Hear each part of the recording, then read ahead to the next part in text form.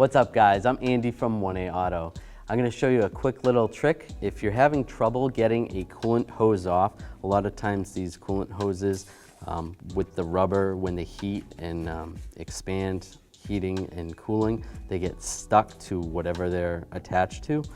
Twisting the hose might work for you. Another trick is taking a pick. We actually sell these picks at 1aauto.com.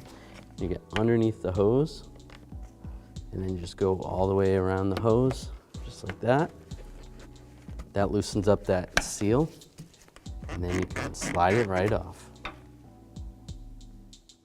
Thanks for watching. Visit 1aauto.com for quality auto parts shipped to your door, the place for DIY auto repair. And if you enjoyed this video, please click the subscribe button.